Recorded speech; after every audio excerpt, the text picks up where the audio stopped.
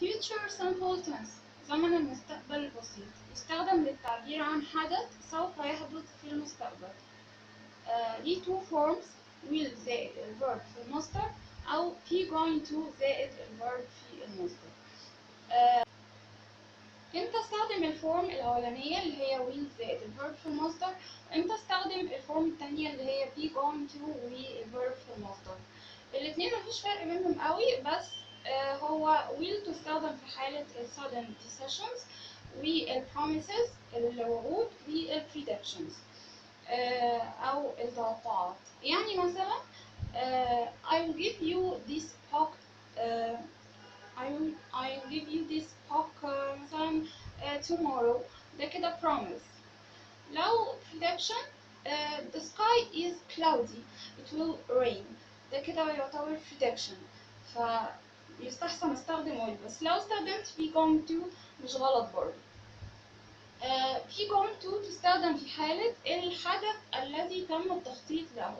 يعني مثلا I'm going to watch this movie tonight أو I'm going to watch this movie next weekend، ده كده يعتبر حدث تم التخطيط له، يبقى يستحسن استخدم be going to. بس لو استخدمت will برضو مش غلط. سؤال في زمن المستقبل البسيط يتكون من will زائد subject زائد verb بعد كده باقي الجملة. مثلا will you play football tomorrow؟ will زائد subject هنا you والverb play tomorrow طبعا باقي الجملة.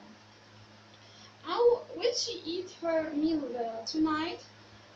will زائد subject زائد الverb بعدين باقي الجملة. subject هنا she والverb eat. النفي في زمن المستقبل البسيط على المثال اللي قبل كده مثلا no I will not play football tomorrow أو no she will not eat her meal tonight.